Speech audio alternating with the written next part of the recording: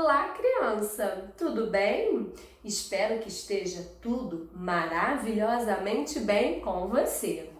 Vamos fazer um estudo sobre o texto deste livro da história de Fábulas ao Contrário, escrita por Jorge Miguel Marinho. Vamos lembrar do título dessa história que você conheceu? Cada um é como é e pronto. Touro é touro e rã é rã. Vamos fazer um estudo detalhado dessa fábula. Vem comigo!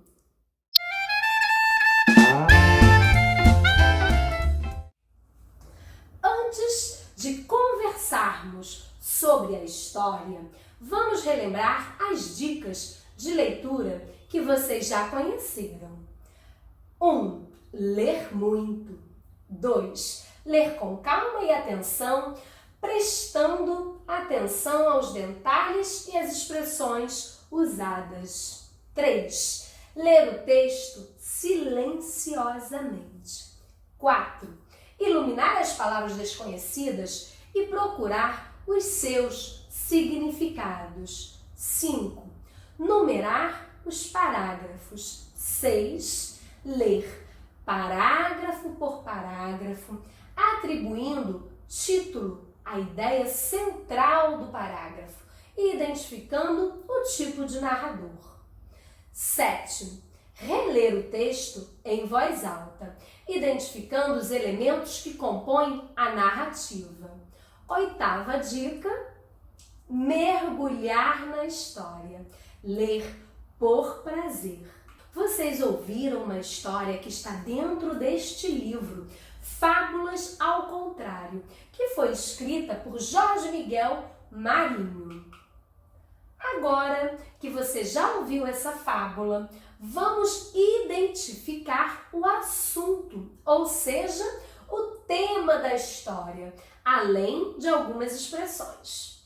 Depois, iremos iluminar as palavras que desconhecemos para descobrirmos os seus significados. Tema. Vamos pensar sobre o tema. O tema era sobre a inveja da rã e do touro? Ou será que o tema era a força da rã e do touro? Terceira opção, a liberdade da rã e do touro. Será que esse texto que nós temos como moral, seja você mesmo, está falando sobre a inveja, sobre a força ou sobre a liberdade desses animais? Pensem um pouquinho. Descobriram? Muito bem! Se você disse que esse texto tem como tema a inveja da rã e do touro, está de parabéns, você conseguiu prestar bastante atenção. Agora vamos fazer o estudo do vocabulário, daquelas palavras, enquanto eu estava contando a história, que talvez você não tenha conhecido ainda o significado.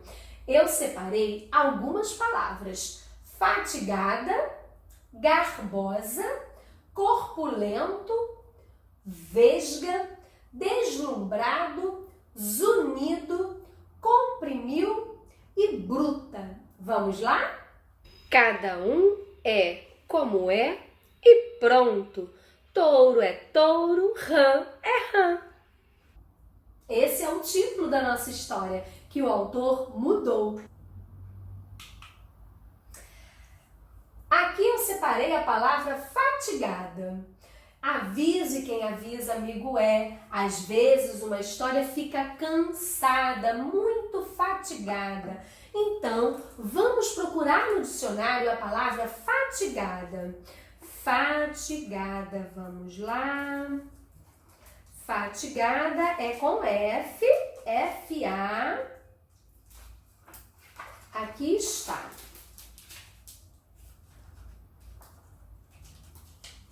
Fatigada vem da palavrinha fatigar. Fatigar é cansar-se. aborrecer-se. Fatigante, ou seja, fatigar e fatigada é cansar. Então o autor, para não repetir a palavra cansada, ele colocou uma que tinha o mesmo significado, mostrando que a história às vezes fica cansada, muito cansada de ser ela mesma. E a própria história conta a sua história de uma outra versão, de um outro jeito. Outra palavra que eu separei foi garbosa. Uma rã toda garbosa. Garbosa. Tá aí uma ótima palavra para você usar depois em suas produções textuais, ok? Garbo. Garbosa vem da palavra garbo. E garbo está escrito aqui no nosso dicionário como elegância. Elegância. Então vamos ver. Uma rã nadava toda elegante num lago acolhedor. Outra palavra de estudo do vocabulário que faremos hoje é corpulento. Corpulento, vamos procurar no dicionário, corpulento, que tem corpo grande. Então a gente entende que esse touro não era qualquer touro, era um touro muito grande e bem forte, não é? Outra palavra que eu destaquei para estudarmos é vesga. Vocês sabem o que quer dizer isso, vesga? No dicionário, a palavra vesga nós vamos encontrar no masculino, vesgo. Vesgo quer dizer estrábico. Quando no dicionário nos dá uma outra palavra para explicar, a gente precisa também entender o que é estrábico. Procurando na palavrinha do estrábico, aqui vai dizer estrábico, do globo ocular, que não está firme, está em outra direção. Então quer dizer que a rã, ela fez tanta força que os seus olhinhos ficaram em posições diferentes do normal. Outra palavra que temos aqui é deslumbrado. Vamos olhar no dicionário então, deslumbrado. Deslumbrado. Deslumbrado. Vamos procurar. Achei. Deslumbrado. Deslumbrado, que se deslumbrou, que se entusiasma facilmente. Então, quando ele ficou deslumbrado, ele ficou encantado, entusiasmado com o estouro da rã. Ele gostou muito de ver a rã estourar. Zunido é a próxima palavra. Zunido, vamos lá. Zunido está dizendo aqui, é o ato ou efeito de zunir. Então, nós vamos precisar olhar em zunir. Zunir é produzir um som agudo e sibilante. Então, ele acordou com um som agudo, estridente, que a abelhinha fez dentro de suas enormes orelhas, né? Comprimiu. Comprimiu. Vamos procurar. Comprimiu. Está vendo? Quando a gente tem dúvidas sobre uma palavra, a gente pode procurar no dicionário. Mas vamos supor que eu não tenha o dicionário e nem facilidade de acessar a internet, por exemplo, para fazer uma busca. Eu posso tentar entender o significado dessa palavra no contexto da frase. Vamos tentar essa agora então. Comprimiu o estômago até as costelas. Como será que ele faz para o estômago chegar às costelas? Sinal que ele fez uma força tão grande. Olha, comprimiu No dicionário, nós vamos encontrar comprimir. Comprimir quer dizer reduzir a menor volume sob pressão. Apertar, encolher. Então, o touro, ele encolheu tanto o estômago para tentar ficar menor, né? E depois, a próxima palavrinha é bruta. Bruta.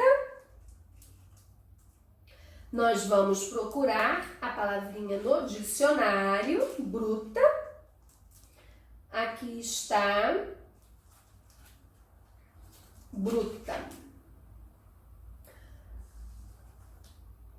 Bruta, nós vamos encontrar no dicionário como bruto, no masculino também, exatamente como aquela outra palavra que nós procuramos no dicionário, que estava no masculino, lembram-se? Muito bem, bruto, tal como é encontrado na natureza, grosseiro. Ah, eu acho que o significado grosseiro tem tudo a ver com o contexto dessa frase. Olha, todos os bichos do lugar levaram um bruta susto, um grande susto, um susto grosseiro. E não entenderam nunca se o estouro do bicho deixa bicho mais feliz. Muito bem? Então, vamos pensar agora qual é o tipo de narrador usado nesta história, nesta fábula.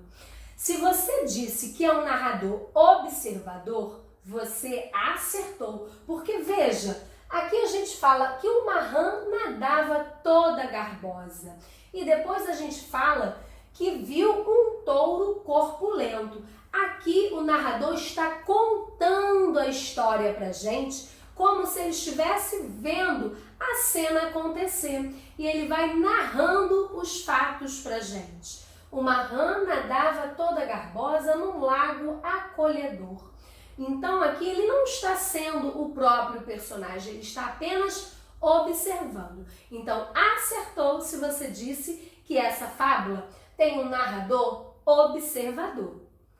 Mas e se fosse um narrador personagem? Como seria? Se fosse um narrador personagem, já sabemos que não é, né? Mas se fosse um narrador personagem, o texto teria que dizer assim: eu nadava toda garbosa num lago acolhedor, estava feliz, feliz da vida com meu corpo de rã, mergulhando e rodopiando dentro da água. Foi então que vi um touro corpulento e muito forte. Então aqui, sendo o narrador personagem, qual seria o personagem? Qual seria a personagem que estaria narrando a história pra gente? Já que aqui a gente identifica eu nadava, ou seja, é o narrador que está narrando e participando da história. Seria quem? Acertou se você disse que o narrador personagem poderia ser a rã, como estou mostrando aqui nesse exemplo. Mas e se fosse o touro? Como o texto estaria escrito? Vamos prestar atenção?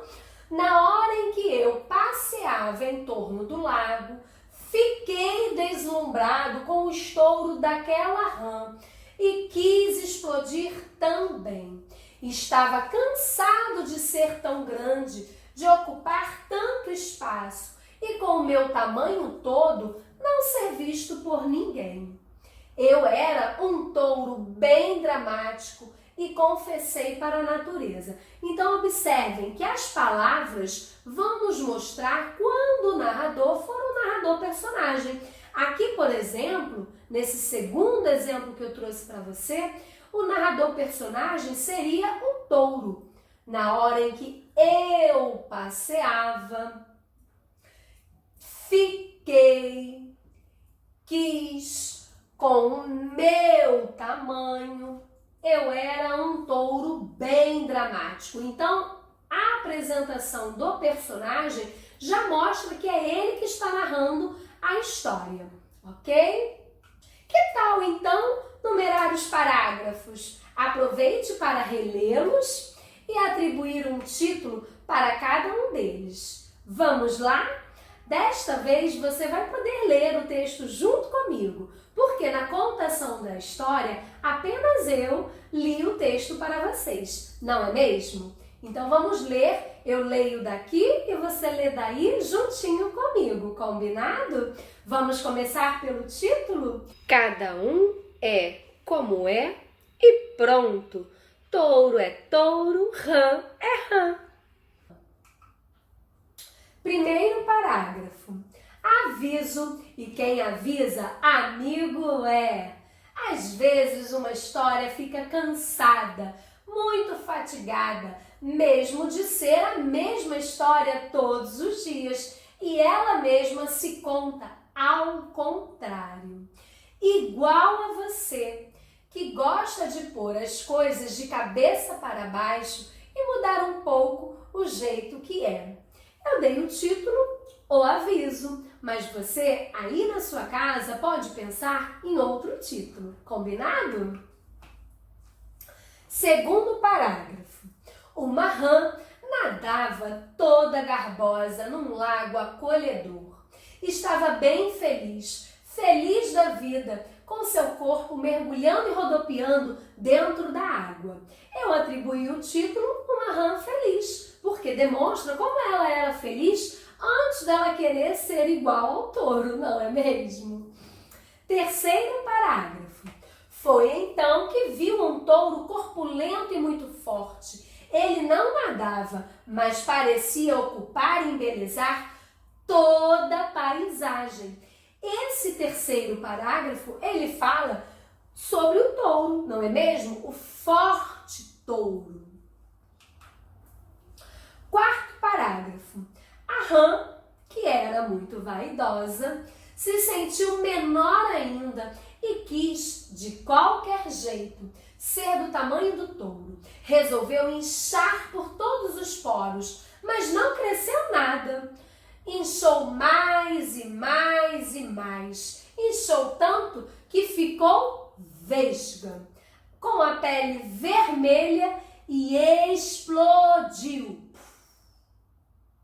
A explosão da rã. Eu achei esse título ideal para o quarto parágrafo. Quinto parágrafo. O touro, que passeava em torno do lago, ficou deslumbrado com o estouro da rã e quis explodir também.